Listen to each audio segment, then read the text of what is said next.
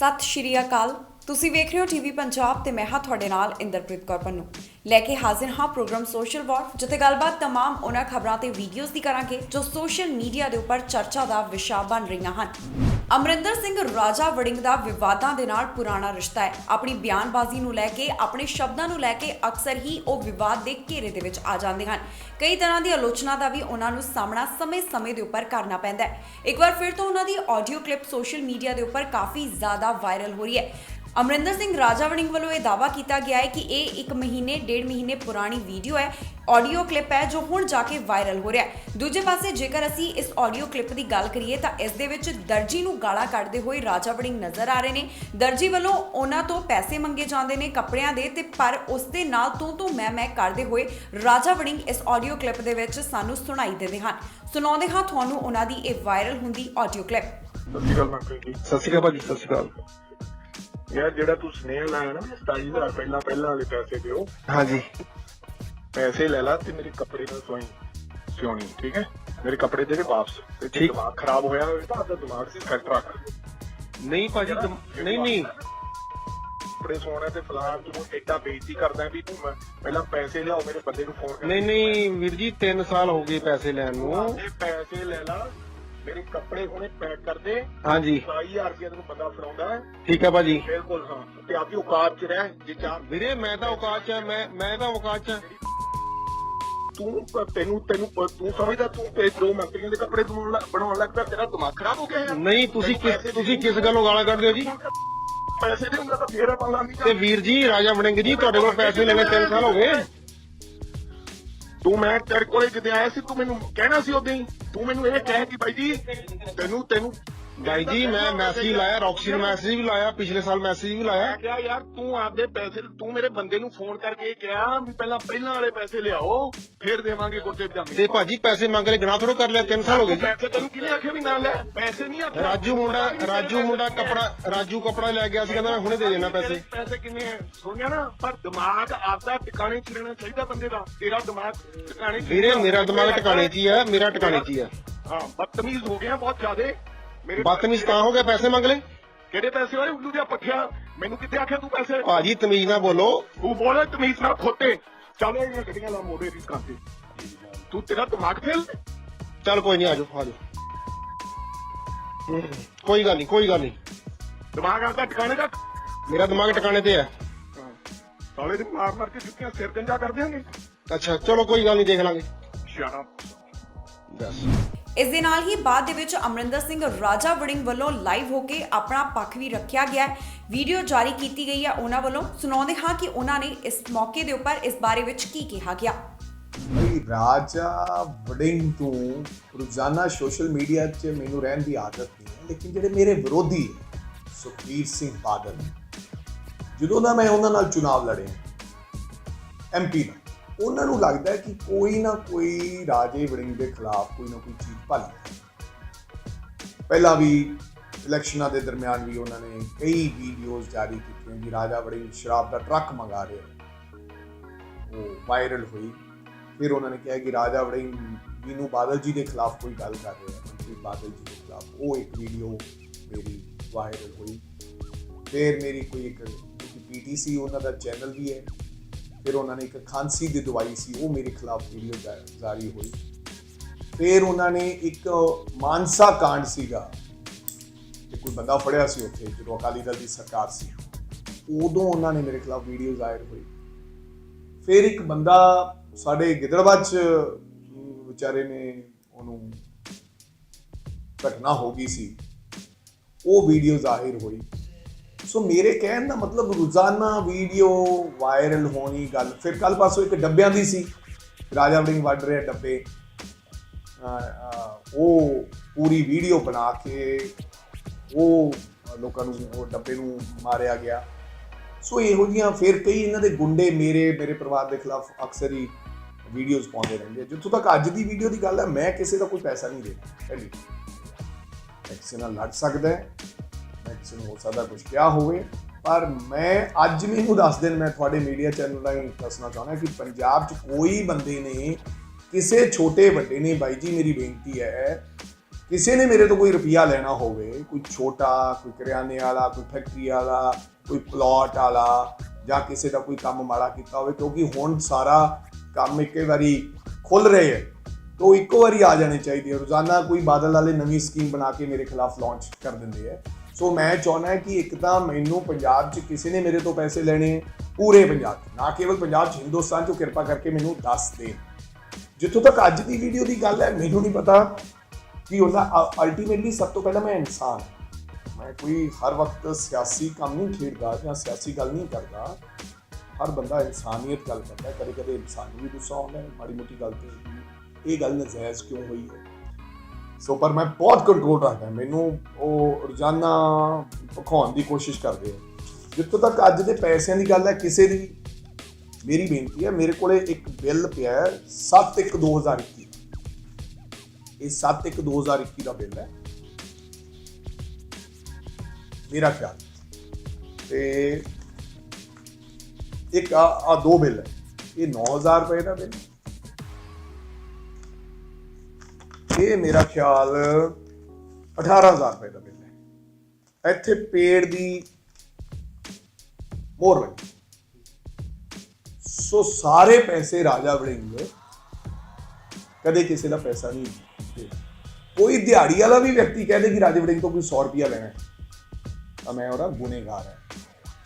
ਜਿੱਥੋਂ ਰਹੀ ਗੱਲ ਕਿਸੇ ਨੂੰ ਕੁਝ ਕਹਿਣ ਦੀ, ਹੋ ਸਕਦਾ ਕਦੇ ਕਿਸੇ ਦੀ ਕੋਈ ਗਲਤੀ ਹੋਈ ਹੋਵੇ, ਅਗਲੇ ਨੇ ਵੀ ਕੋਈ ਗੱਲ ਕਹੀ ਹੋਵੇ, ਉਹ ਕਿਸੇ ਨੇ ਨਹੀਂ ਕਰਨਾ। ਫਿਰ ਇੱਕ ਵਾਰੀ ਹੋਇਆ ਸੀ, ਇੱਕ ਬੰਦਾ ਉਹ ਫੜਿਆ ਗਿਆ ਸੀਗਾ MC ਉੱਥੋਂ ਦਾ, ਗਿੱਦੜਵੇ ਦਾ। ਉਹ ਕਹਿੰਦੇ ਰਾਜਾ ਵੜਿੰਗ ਨੂੰ, ਅੱਜ ਰਾਜਾ ਵੜਿੰਗ ਨੇ ਮਾਫੀ ਮੰਗਾਈ, ਘਰੇ ਸੱਦਿਆ ਉਹਨੂੰ ਤੇ ਫਿਰ ਮਾਫੀ ਮੰਗਾਈ। ਸੋ ਮੇਰੀ ਹੱਥ ਜੋੜ ਕੇ ਬੇਨਤੀ ਹੈ ਤਮਾਮ ਸੋਸ਼ਲ ਮੀਡੀਆ ਵਾਲਿਆਂ ਨੂੰ ਕਿ ਡੂੰਘਾਈ 'ਚ ਤੱਥਾਂ 'ਚ ਜਾਣਾ ਚਾਹੀਦਾ। ਪਹਿਲਾਂ ਤੱਥਾਂ 'ਚ ਜਾਓ ਤੇ ਫਿਰ ਕੋਈ ਗੱਲ ਕਰੋ।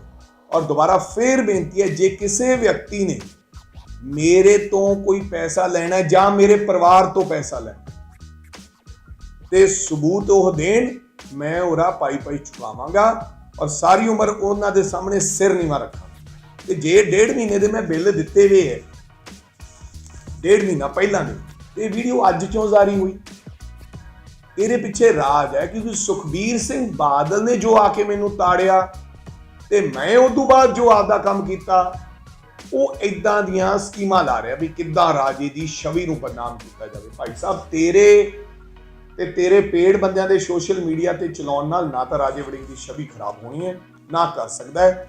ਤੇਰੇ ਨਾਲ ਲੜਾਈ ਹੈ ਤੇ ਲੜਾਈ ਜਾਰੀ ਰੱਖਾਂਗੇ, ਮਰਤੇ ਦਮ ਤੱਕ ਜਾਰੀ ਰੱਖਾਂਗੇ। ਜਿੰਨਾ ਚਿਰ ਸਰੀਰ 'ਚ ਜਾਨ ਹੈ ਉਹਨਾਂ ਚਿਰ ਲੜਾਈ ਜਾਰੀ ਰੱਖਾਂਗੇ, ਜਿੰਨਾ ਮਰਜ਼ੀ ਜੋ ਲਾਲਾ ਸੁਖਬੀਰ ਸਿੰਘ।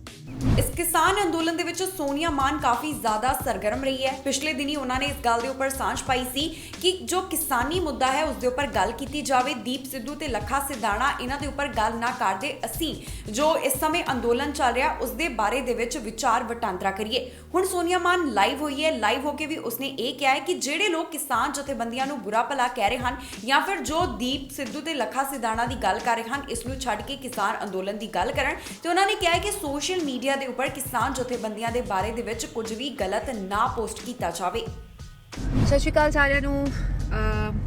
ਮੇਰੇ ਲਾਈਵ ਆਉਣ ਦੇ ਪਿੱਛੇ ਅੱਜ ਸਭ ਤੋਂ ਵੱਡਾ ਕਾਰਨ ਇਹ ਹੈ ਕਿ ਬਹੁਤ ਸਾਰੇ ਲੋਕੀ ਮੈਨੂੰ ਬਹੁਤ ਸਾਰੇ ਕਮੈਂਟਸ ਕਰ ਰਹੇ ਸੀਗੇ ਔਰ ਉਹ ਸਾਰਿਆਂ ਦਾ ਮੈਂ ਜਵਾਬ ਦੇਣਾ ਚਾਹੁੰਦੀ ਸੀਗੀ ਇਸ ਲਾਈਵ ਦੇ ਥਰੂ।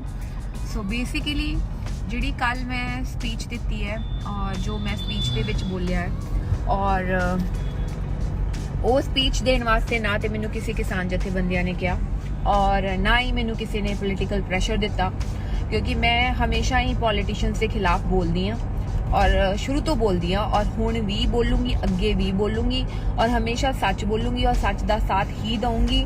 ਔਰ ਮੈਨੂੰ ਕਦੀ ਕਿਸੇ ਕਿਸਾਨ ਜਥੇਬੰਦੀ ਨੇ ਨਹੀਂ ਕਿਹਾ ਵੀ ਤੁਸੀਂ ਬੇਟਾ ਆ ਬੋਲੋ ਜਾ ਬੋਲੋ।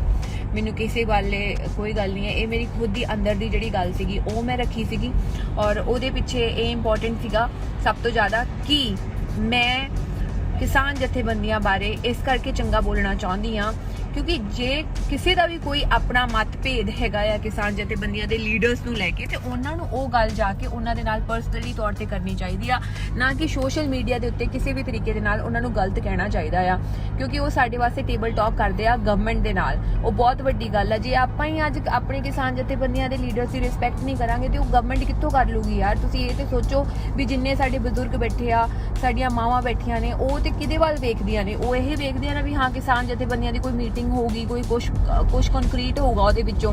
ਜੇ ਆਪਾਂ ਹੀ ਉਹਨਾਂ ਨੂੰ ਗਾਲਾਂ ਕੱਢਾਂਗੇ ਜਾਂ ਆਪਾਂ ਹੀ ਇਹੋ ਜਿਹੀਆਂ ਗੱਲਾਂ ਕਰਾਂਗੇ ਤੇ ਫਿਰ ਗਵਰਨਮੈਂਟ ਉਹਨਾਂ ਨੂੰ ਸੀਰੀਅਸ ਕਿਵੇਂ ਲਊਗੀ? ਆਪਣੀਆਂ ਚੀਜ਼ਾਂ ਕਿਵੇਂ ਸੌਰਟ ਆਊਟ ਹੋਣਗੀਆਂ? ਫਿਰ ਤੇ ਆਪਾਂ ਇੱਥੇ ਬੈਠੇ ਰਵਾਂਗੇ ਇਸੇ ਤਰੀਕੇ ਦੇ ਨਾਲ ਅੰਦੋਲਨ ਦੇ ਵਿੱਚ।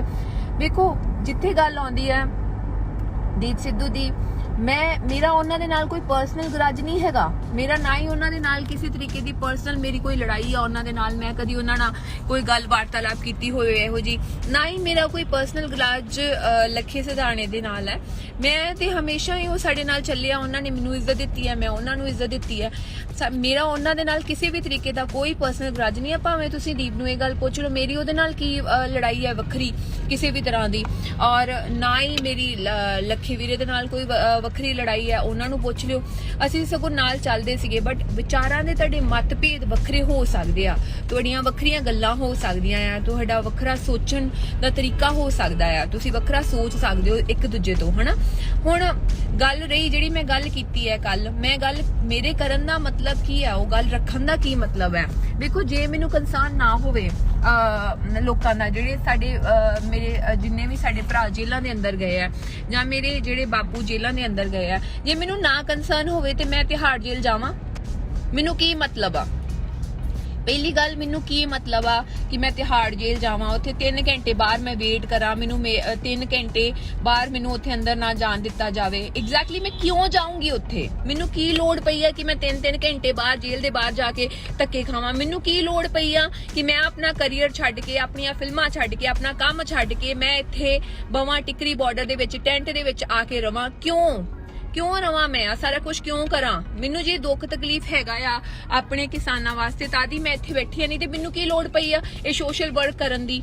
ਕਿਉਂ ਨਹੀਂ ਬਾਕੀ ਲੋਕੀ ਕਰ ਲੈਂਦੇ? ਕਿਉਂ ਨਹੀਂ ਬਾਕੀ ਐਕਟ੍ਰੈਸਸ ਕਰ ਲੈਂਦੀਆਂ ਜਿਹੜੀਆਂ ਆਪਣੀ ਲਗਜ਼ਰੀ ਜ਼ਿੰਦਗੀ ਜੀ ਰਹੀਆਂ ਨੇ, ਆਪਣੇ ਘਰ ਏਸੀ ਕਮਰਿਆਂ ਦੇ ਵਿੱਚ ਬੈਠੀਆਂ ਆ? ਹੁਣ ਗਰਮੀ ਆਉਣੀ ਨਾ, ਪਤਾ ਲੱਗਣਾ ਕਿ ਕੌਣ ਬਾਹਰ ਨਿਕਲਦਾ ਕੌਣ ਨਹੀਂ।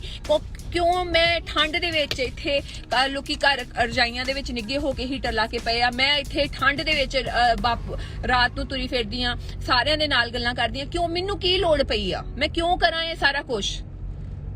ਇਹ ਮੈਂ, ਜੇ ਕੋਈ ਇਨਸਾਨ ਚੰਗਾ ਕੰਮ ਕਰਦਾ ਤਾਂ ਦੋ ਗਾਲਾਂ ਕੱਢਦੇ ਹੋ ਤੁਸੀਂ ਲੋਕੀ, ਜੇ ਕੋਈ ਇਨਸਾਨ ਨਾ ਉੱਠ ਕੇ ਘਰੋਂ ਆਵੇ ਤਾਂ ਤੁਸੀਂ ਗਾਲਾਂ ਕੱਢਦੇ ਹੋ। ਮਤਲਬ ਇੱਕ ਬੰਦੇ ਦਾ ਨਾ ਮੋਰਲ ਵੈਲਿਊ ਜਿਹੜੀ ਆ ਨਾ ਅੰਦਰੋਂ ਟੁੱਟ ਜਾਂਦੀ ਆ। ਤੁਸੀਂ ਸੋਚਦੇ ਇੰਨਾ ਕਰਨ ਦੇ ਬਾਵਜੂਦ ਵੀ ਜਦੋਂ ਦਾ ਅੰਦੋਲਨ ਸ਼ੁਰੂ ਹੋਇਆ ਆ ਉਦੋਂ ਤੋਂ ਲੈ ਕੇ ਹੁਣ ਤੱਕ ਮੈਂ ਜੇ ਕਿਹਾ ਸੀਗਾ ਕਿ ਮੈਂ ਦਿੱਲੀ ਜਾਊਂਗੀ, ਮੈਂ ਦਿੱਲੀ ਆ ਕੇ ਬੈਠੀ, ਜਾਂ ਮੈਂ ਆਪਣੀ ਕਿਸੇ ਗੱਲ ਤੋਂ ਮੁੱਕਰੀ ਹੋਵਾਂ? ਮੈਂ ਜੋ ਕਿਹਾ, ਮੇਰੇ ਕਹਿਣ 'ਚ ਤੇ ਕਰਨ ਦੇ ਵਿੱਚ ਕੋਈ ਅੰਤਰ ਨਹੀਂ ਆਇਆ ਕਦੀ ਵੀ। ਜੇ ਮੈਂ ਕਿਹਾ ਹਾਂ 26 ਤਰੀਕ ਨੂੰ ਮੈਂ ਸਭ ਤੋਂ ਅੱਗੇ ਜਾਊਂਗੀ ਟਿਕਰੀ ਬਾਰਡਰ ਤੇ, ਕੋਈ ਇਹੋ ਜਿਹਾ ਬੰਦਾ ਮੈਨੂੰ ਦੱਸ ਦੇ ਵੀ ਜਿੰਨੇ ਕਿਹਾ ਹੋਵੇ ਕਿ ਸੋਨੀਆ ਮਾਨ 26 ਤਰੀਕ ਨੂੰ, ਜਿੱਦਣ ਸਭ ਤੋਂ ਜ਼ਿਆਦਾ ਖਤਰਨਾਕ ਚੀਜ਼ ਸੀਗੀ, ਮੇਰੀ ਮਾਂ ਕਹਿੰਦੀ ਸੀ ਕਿ ਤੂੰ ਘਰ ਵਾਪਸ ਆ ਜਾ, ਮੈਂ ਸਭ ਤੋਂ ਅੱਗੇ ਹਾਂ, ਕਿਸਾਨ ਜਥੇਬੰਦੀਆਂ ਦੀ ਗੱਡੀ ਦੇ ਵੀ ਅੱਗੇ ਹਾਂ। ਮੈਂ ਉਦੋਂ ਵੀ ਇਹ ਗੱਲ ਕਹੀ ਸੀ ਕਿ ਜੇ ਕੋਈ ਵੀ ਗੱਲ ਹੁੰਦੀ ਹੈ ਸਭ ਤੋਂ ਪਹਿਲਾਂ ਮੇਰੇ ਤੇ ਆਊਗੀ, ਫਿਰ ਕਿਸੇ ਹੋਰ ਦੇ ਉੱਤੇ ਆਊਗੀ। ਜਾਂ ਫਿਰ ਮੈਂ ਜੇਲ੍ਹ ਦੇ ਵਿੱਚ ਨਾ ਗਈ ਹੋਵਾਂ ਆਪਣੇ ਭਰਾਵਾਂ ਨੂੰ ਮਿਲਣ ਵਾਸਤੇ, ਨਾ ਮੈਂ ਉਹਨਾਂ ਦੇ ਹੱਕਾਂ ਦੀ ਗੱਲ ਕੀਤੀ ਹੋਵੇ। ਮੈਨੂੰ ਨਹੀਂ ਸਮਝ ਲੱਗਦੀ ਕਿ ਲੋਕਾਂ ਨੂੰ ਸਮਝ ਨਹੀਂ ਲੱਗਦੀ, ਜਾਂ ਫਿਰ ਕੁਝ IT ਸੈੱਲ ਵਾਲੇ ਨੇ ਜਿਹੜੇ ਗਲਤ ਬੋਲਦੇ ਨੇ। ਮੈਨੂੰ ਕਦੀ ਕਿਸੇ ਨੇ ਨਹੀਂ ਕਿਹਾ ਕਿ ਕਿਸਾਨ ਜਥੇਬੰਦੀਆਂ ਦੇ ਹੱਕ 'ਚ ਬੋਲ, ਮੈਨੂੰ ਕਦੀ ਕਿਸੇ ਨੇ ਕੋਈ ਪੋਲੀਟੀਕਲ ਪ੍ਰੈਸ਼ਰ ਨਹੀਂ ਦਿੱਤਾ ਕਿਸੇ ਵੀ ਗੱਲ ਦਾ, ਮੈਨੂੰ ਕਦੀ ਕਿਸੇ ਨੇ ਕਿਸੇ ਗੱਲ ਵਾਸਤੇ ਨਹੀਂ ਕਿਹਾ ਕਿ ਇਹ ਗੱਲ ਕਰ। ਜੋ ਮੇਰੇ ਦਿਲ ਦੇ ਵਿੱਚ ਗੱਲ ਆਉਂਦੀ ਆ ਉਹ ਮੈਂ ਕਰਦੀ ਆ। ਪਰ ਹਾਂ, ਮੈਂ ਇਹ ਵੀ ਗੱਲ ਕਹੀ ਆ ਵੀ ਜੇ ਮੈਂ ਕਿਸਾਨ ਜਥੇਬੰਦੀਆਂ ਦੇ ਜੇ ਖਿਲਾਫ ਜਾ ਕੇ ਮੈਂ ਕੋਈ ਆਪ ਉਧਰੀ ਬਣ ਕੇ ਕੁਛ ਵੀ ਉੱਥੇ ਡਿਸੀਜਨ ਮੇਕਿੰਗ ਕਰਨੀ ਸ਼ੁਰੂ ਕਰਦਾ ਜਾਂ ਕੁਛ ਵੀ ਕਰਨਾ ਸ਼ੁਰੂ ਕਰਦਾ, ਤੇ ਉਹਦੀ ਜ਼ਿੰਮੇਵਾਰ ਕੌਣ ਆ? ਉਹਦੀ ਜ਼ਿੰਮੇਵਾਰ ਮੈਂ ਖੁਦ ਆ। ਉਹ ਮੈਂ ਕੀਤਾ, ਮੈਂ ਆਪਣੀ ਮਰਜ਼ੀ ਦੇ ਨਾਲ ਕੀਤਾ, ਉਹਦੀ ਜ਼ਿੰਮੇਵਾਰ ਮੈਂ ਆ, ਉਹਦੀ ਜ਼ਿੰਮੇਵਾਰ ਕਿਸਾਨ ਜਥੇਬੰਦੀਆਂ ਨਹੀਂ ਆ। ਫਿਰ ਕਿਉਂਕਿ ਜਦੋਂ ਉਹਨਾਂ ਨੇ ਮੈਨੂੰ ਜੇ ਰੋਕਿਆ ਵੀ ਅੱਗੇ ਖੂਹ ਆ, ਉੱਥੇ ਛਾਲ ਡਿੱਗ ਜਾਏਗੀ ਅੱਗੇ ਜਾ ਕੇ, ਤੇ ਜੇ ਮੈਂ ਉਹ ਛਾਲ ਮਾਰਦੀ ਆ ਖੂਹ ਦੇ ਵਿੱਚ, ਤੇ ਉਹਦੀ ਜ਼ਿੰਮੇਵਾਰ ਮੈਂ ਖੁਦ ਹੋਊਂਗੀ। ਐਵੇਂ ਹੀ ਜਦੋਂ ਆਪਾਂ ਇਸ ਅੰਦੋਲਨ ਦੇ ਵਿੱਚ ਆਉਂਦੇ ਆ, ਜੇ ਲੋਕੀ ਮੈਨੂੰ ਇਹ ਗੱਲਾਂ ਕਰਦੇ ਆ ਕਿ ਤੁਹਾਨੂੰ ਪਰਚਿਆਂ ਦਾ ਕੀ ਪਤਾ ਆ, ਤੁਹਾਨੂੰ ਜੇਲ੍ਹਾਂ ਦਾ ਕੀ ਪਤਾ ਆ, ਮੈਂ ਇਹ ਦੱਸਣਾ ਚਾਹੁੰਦੀ ਆ ਭਰਾਓ ਵੀਰੋ, 3 ਘੰਟੇ ਤਿਹਾੜ ਜੇਲ੍ਹ ਦੇ ਬਾਹਰ ਸੋਨੀਆ ਮਾਨ ਹੀ ਸੀਗੀ ਜਿਹੜੀ ਬਹਿ ਕੇ ਆਈ ਮਿਲਣ ਵਾਸਤੇ ਆਪਣੇ ਭਰਾਵਾਂ ਨੂੰ ਅੰਦਰ। ਫਿਰ ਚਾਹੇ ਕੋਈ ਪੰਜਾਬ ਦੇ ਨਾਲ ਸੰਬੰਧਿਤ ਹੋਵੇ, ਕਿਸੇ ਹੋਰ ਸੂਬੇ ਦੇ ਨਾਲ ਸੰਬੰਧਿਤ ਹੋਵੇ, ਇਸ ਸਮੇਂ ਹਰ ਕੋਈ ਸਰਕਾਰ ਤੋਂ ਇਹੀ ਸਵਾਲ ਪੁੱਛਦਾ ਨਜ਼ਰ ਆ ਰਿਹਾ ਹੈ ਕਿ ਜੋ ਖੇਤੀਬਾੜੀ ਦੇ ਨਾਲ ਸੰਬੰਧਿਤ 3 ਕਾਨੂੰਨ ਲਿਆਂਦੇ ਗਏ ਨੇ ਉਹਨਾਂ ਨੂੰ ਕਦੋਂ ਵਾਪਸ ਲਿਆ ਜਾਵੇਗਾ। ਹਰਿਆਣਾ ਦੀਆਂ ਬੀਬੀਆਂ ਸਟੇਜ ਦੇ ਉੱਪਰ ਦਿੱਲੀ ਪਹੁੰਚੀਆਂ ਨੇ, ਜਿਨ੍ਹਾਂ ਆਪਣੇ ਹੀ ਤਰੀਕੇ ਦੇ ਨਾਲ ਸਰਕਾਰ ਨੂੰ ਲਲਕਾਰ ਲਗਾਈ ਹੈ। ਸਰਕਾਰ ਤੋਂ ਆਪਣੇ ਹੀ ਤਰੀਕੇ ਦੇ ਨਾਲ ਉਹਨਾਂ ਵੱਲੋਂ ਸਵਾਲ ਪੁੱਛੇ ਗਏ ਨੇ। ਦਿਖਾਉਂਦੇ ਹਾਂ ਤੁਹਾਨੂੰ ਇਹ ਵੀਡੀਓ।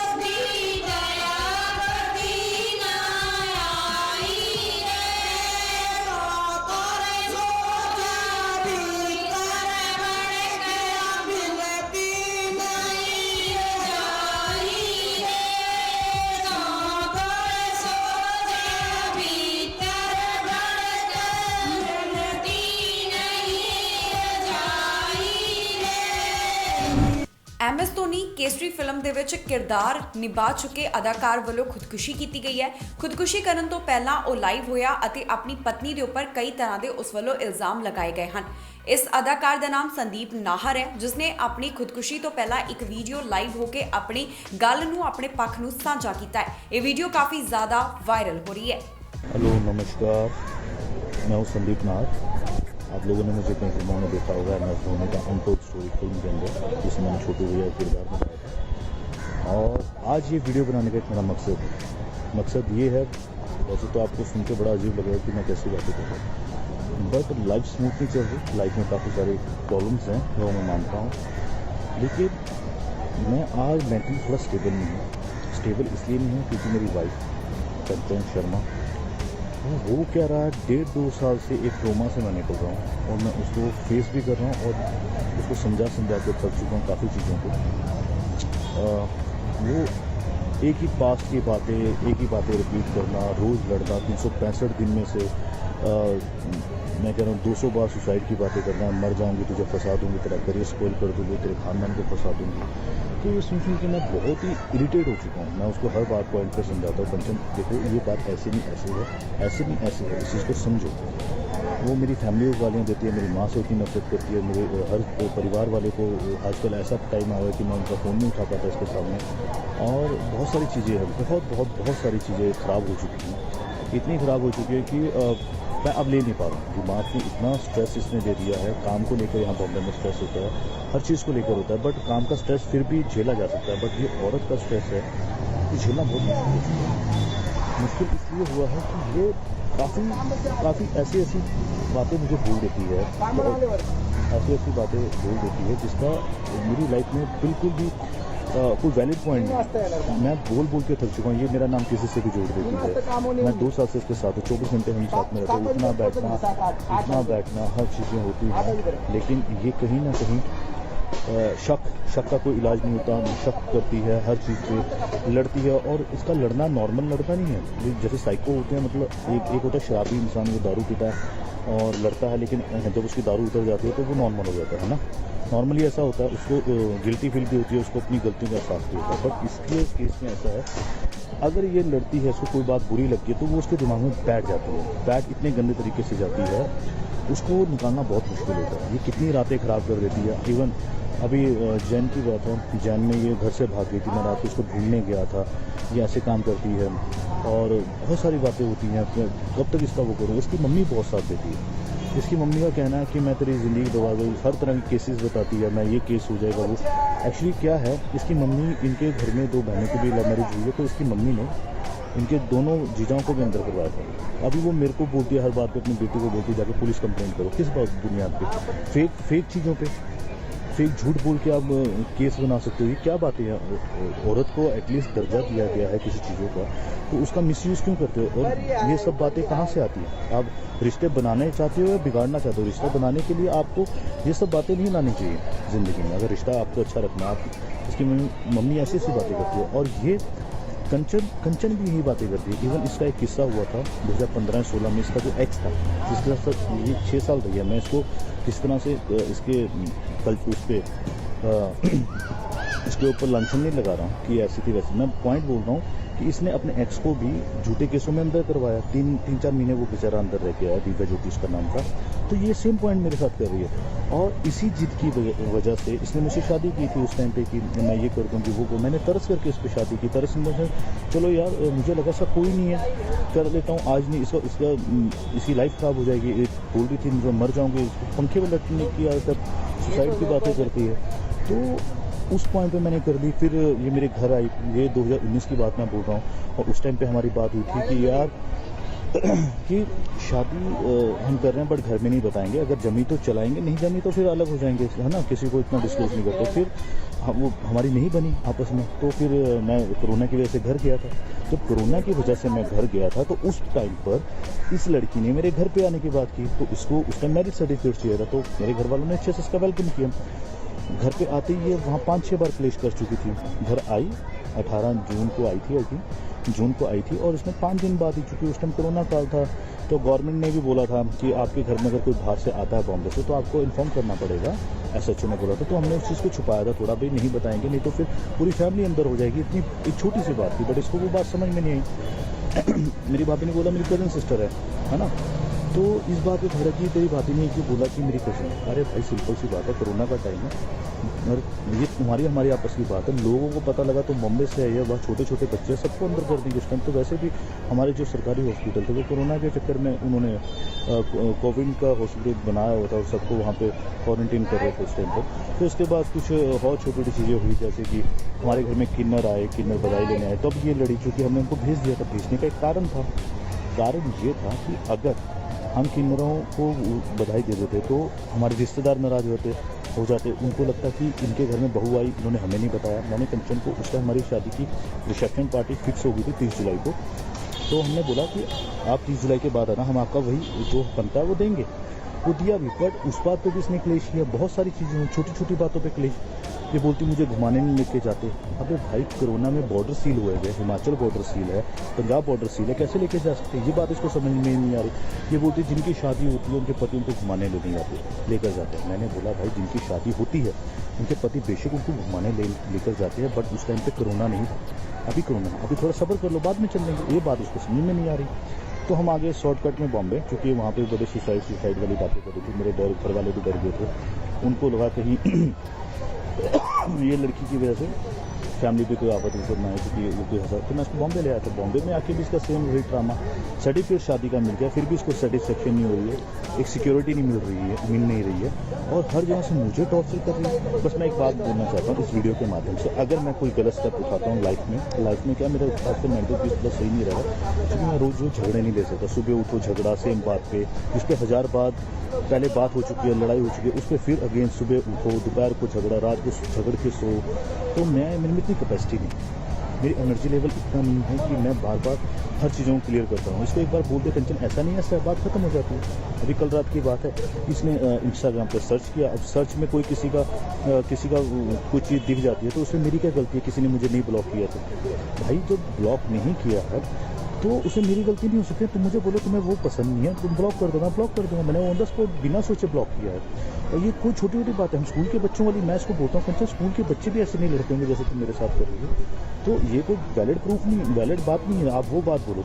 हाँ, अगर तुम मुझे बोलती उसको ब्लॉक करो और मैं नहीं करता, तब तुम लड़ने का मकसद बनाती हो ना। मैंने बोला कंचन अपना इंस्टाग्राम दिखाओ और तो अपना व्हाट्सएप दिखाओ।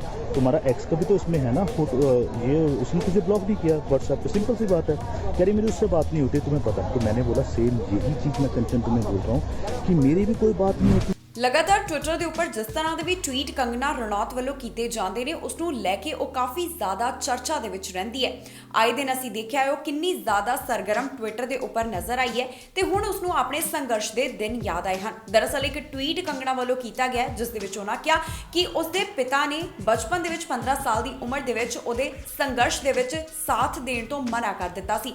ਉਸ ਤੋਂ ਬਾਅਦ ਆਪਣੀ ਕਹਾਣੀ ਦੱਸਦੀ ਹੋਈ ਕੰਗਨਾ ਟਵਿੱਟਰ ਦੇ ਉੱਪਰ ਨਜ਼ਰ ਆਈ ਹੈ। ਇਹ ਟਵੀਟ ਜਿਹੜਾ ਕਾਫੀ ਜ਼ਿਆਦਾ ਵਾਇਰਲ ਹੋ ਰਿਹਾ ਹੈ। ਕੁਝ ਲੋਕ ਉਸਦੇ ਪੱਖ ਦੇ ਵਿੱਚ ਤੇ ਕੁਝ ਲੋਕ ਉਸਦੇ ਵਿਰੋਧ ਦੇ ਵਿੱਚ ਗੱਲ ਕਰਦੇ ਜਾਂ ਫਿਰ ਕਹਿ ਲਈਏ ਕਿ ਰੀਟਵੀਟ ਕਰਦੇ ਨਜ਼ਰ ਆ ਰਹੇ ਹਨ।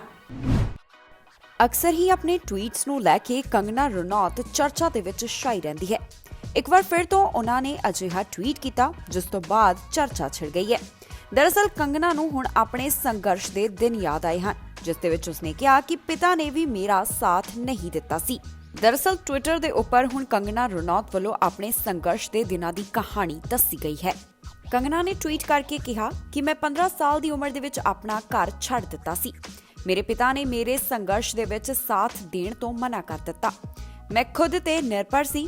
ਮੈਨੂੰ 16 ਸਾਲ ਦੀ ਉਮਰ ਦੇ ਵਿੱਚ ਅੰਡਰਵਰਲਡ ਮਾਫੀਆ ਨੇ ਫੜ ਲਿਆ ਸੀ। 21 ਸਾਲ ਦੀ ਉਮਰ ਦੇ ਵਿੱਚ ਮੈਂ ਆਪਣੀ ਜ਼ਿੰਦਗੀ ਦੇ ਸਾਰੇ ਦੁਸ਼ਮਣਾਂ ਨੂੰ ਕੁਚਲ ਦਿੱਤਾ। ਕੰਗਨਾ ਨੇ ਕਿਹਾ ਕਿ ਮੈਂ ਨੈਸ਼ਨਲ ਅਵਾਰਡ ਜਿੱਤ ਕੇ ਇੱਕ ਸਫਲ ਅਦਾਕਾਰਾ ਅਤੇ ਮੁੰਬਈ ਦੇ ਪੌਸ਼ ਬੈਂਡਰਾ ਇਲਾਕੇ ਦੇ ਵਿੱਚ ਆਪਣੇ ਪਹਿਲੇ ਘਰ ਦੀ ਮਾਲਕ ਬਣ ਚੁੱਕੀ ਸੀ। ਕੰਗਨਾ ਦਾ ਇਹ ਟਵੀਟ ਖੂਬ ਵਾਇਰਲ ਹੋ ਰਿਹਾ ਹੈ। ਕਈ ਲੋਕ ਇਸ ਨੂੰ ਪਸੰਦ ਕਰ ਰਹੇ ਨੇ ਤੇ ਕਈ ਇਸ ਦੇ ਬਾਰੇ ਕੁਝ ਹੋਰ ਹੀ ਬੋਲਦੇ ਨਜ਼ਰ ਆ ਰਹੇ ਹਨ। ਭਾਰਤ ਦੇ ਵਿੱਚ ਪੈਟਰੋਲ ਅਤੇ ਡੀਜ਼ਲ ਦੀ ਕੀਮਤ ਲਗਾਤਾਰ ਵਧਦੀ ਹੀ ਜਾ ਰਹੀ ਹੈ। ਲੋਕ ਸਰਕਾਰ ਦੇ ਉੱਪਰ ਕਈ ਤਰ੍ਹਾਂ ਦੇ ਸਵਾਲ ਚੁੱਕ ਰਹੇ ਹਨ। ਵਿਰੋਧੀ ਪਾਰਟੀਆਂ ਸਰਕਾਰ ਨੂੰ ਘੇਰਦੀਆਂ ਹੋਈਆਂ ਨਜ਼ਰ ਆ ਰਹੀਆਂ ਨੇ। ਹੋਰ ਤੇ ਹੋਰ ਟਵਿੱਟਰ ਦੇ ਉੱਪਰ ਵੀ ਇੱਕ ਤਸਵੀਰ ਨੂੰ ਕਾਫੀ ਜ਼ਿਆਦਾ ਵਾਇਰਲ ਕੀਤਾ ਜਾ ਰਿਹਾ ਹੈ ਜਿਸ ਦੇ ਉੱਪਰ ਲਿਖਿਆ ਜਾ ਰਿਹਾ ਹੈ ਕਿ ਜਦੋਂ ਜਰਮਨ ਦੇ ਵਿੱਚ ਸਰਕਾਰ ਵੱਲੋਂ ਪੈਟਰੋਲ ਅਤੇ ਡੀਜ਼ਲ ਦੀ ਕੀਮਤ ਦੇ ਵਿੱਚ ਵਾਧਾ ਕੀਤਾ ਗਿਆ ਸੀ ਤਾਂ ਲੋਕ 1 ਘੰਟੇ ਦੇ ਅੰਦਰ ਹੀ ਆਪਣੀਆਂ ਗੱਡੀਆਂ ਨੂੰ ਸੜਕ ਦੇ ਉੱਪਰ ਛੱਡ ਕੇ ਚਲੇ ਗਏ। ਜਾਣੀ ਕਿ ਉਹਨਾਂ ਵੱਲੋਂ ਇਸ ਤਰ੍ਹਾਂ ਵਿਰੋਧ ਕੀਤਾ ਗਿਆ। ਫਿਰ ਸਰਕਾਰ ਨੇ ਤੇਲ ਤੇ ਪੈਟਰੋਲ ਦੀਆਂ ਕੀਮਤਾਂ ਘਟਾ ਦਿੱਤੀਆਂ ਸੀ। ਪਰ ਹੁਣ ਜੇਕਰ ਇਸ ਵਾਇਰਲ ਹੋ ਰਹੀ ਤਸਵੀਰ ਦੀ ਗੱਲ ਕਰੀਏ ਤਾਂ ਅਜਿਹਾ ਕੁਝ ਵੀ ਨਹੀਂ ਹੈ। ਜੋ ਦਾਅਵਾ ਕੀਤਾ ਜਾ ਰਿਹਾ ਹੈ ਉਹ ਝੂਠ ਹੈ। ਦਰਅਸਲ ਇਹ ਜੋ ਤਸਵੀਰ ਅੱਗੇ ਵਾਇਰਲ ਕੀਤੀ ਜਾ ਰਹੀ ਹੈ ਇਹ ਚਾਈਨਾ ਦੀ ਤਸਵੀਰ ਹੈ। 2012 ਦੀ ਇਹ ਫੋਟੋ ਹੈ। ਸਰਕਾਰ ਵੱਲੋਂ ਇੱਥੋਂ ਦੀ ਜੋ ਸੜਕ ਸੀ ਉਸ ਨੂੰ ਟੋਲ ਟੈਕਸ ਮੁਕਤ ਕੀਤਾ ਗਿਆ ਸੀ। ਇੱਕ ਦਿਨ ਦੇ ਵਾਸਤੇ ਲੋਕ ਆਪਣੀਆਂ ਗੱਡੀਆਂ ਲੈ ਕੇ ਘੁੰਮਣ ਦੇ ਲਈ ਚਲੇ ਗਏ ਸਨ ਵੱਡੀ ਗਿਣਤੀ ਦੇ ਵਿੱਚ, ਕਿਉਂਕਿ ਐਤਵਾਰ ਦਾ ਇਹ ਦਿਨ ਸੀ। ਇਹ ਤੋਂ ਅਗਲੇ ਦਿਨਾਂ ਦੇ ਵਿੱਚ ਛੁੱਟੀਆਂ ਸਨ। ਇਸ ਕਰਕੇ ਵੱਡੀ ਗਿਣਤੀ ਦੇ ਵਿੱਚ ਲੋਕ ਆਪਣੀਆਂ ਗੱਡੀਆਂ ਲੈ ਕੇ ਪਹੁੰਚੇ। ਜਾਮ ਲੱਗ ਗਿਆ ਸੜਕ ਦੇ ਉੱਪਰ ਜਿਸ ਦੀ ਤਸਵੀਰ ਖਿੱਚੀ ਗਈ ਤੇ ਉਸ ਨੂੰ ਹੁਣ ਜਰਮਨ ਦੀ ਤਸਵੀਰ ਦੱਸ ਕੇ ਅੱਗੇ ਦੀ ਅੱਗੇ ਵਾਇਰਲ ਕੀਤਾ ਜਾ ਰਿਹਾ ਹੈ। ਸੋ ਇਹ ਸਨ ਕੁਝ ਖਬਰਾਂ ਤੇ ਵੀਡੀਓਜ਼ ਜੋ ਸੋਸ਼ਲ ਮੀਡੀਆ ਦੇ ਉੱਪਰ ਕਾਫੀ ਜ਼ਿਆਦਾ ਵਾਇਰਲ ਹੋ ਰਹੀਆਂ ਹਨ, ਜੋ ਅੱਜ ਦਾ ਦਿਨ ਚਰਚਾ ਦਾ ਵਿਸ਼ਾ ਬਣੀਆਂ, ਜਿਨ੍ਹਾਂ ਦੀ ਤੁਹਾਡੇ ਨਾਲ ਸਾਂਝ ਪਾਈ ਹੈ। ਇਸ ਪ੍ਰੋਗਰਾਮ ਦੇ ਨਾਲ ਸੰਬੰਧਿਤ ਤੁਹਾਡੇ ਕੋਈ ਵੀ ਵਿਚਾਰ ਨੇ, ਆਪਣਾ ਫੀਡਬੈਕ ਤੁਸੀਂ ਹੇਠਾਂ ਕਮੈਂਟ ਸੈਕਸ਼ਨ ਦੇ ਵਿੱਚ ਸਾਡੇ ਨਾਲ ਸਾਂਝਾ ਕਰ ਸਕਦੇ ਹੋ। ਫਿਲਹਾਲ ਮੈਨੂੰ ਇੰਦਰਪ੍ਰੀਤ ਕੌਰ ਪੰਨੂ ਨੂੰ ਦਿਓ ਇਜਾਜ਼ਤ ਤੇ ਤੁਸੀਂ ਵੇਖਦੇ ਰਹੋ ਟੀਵੀ ਪੰਜਾਬ।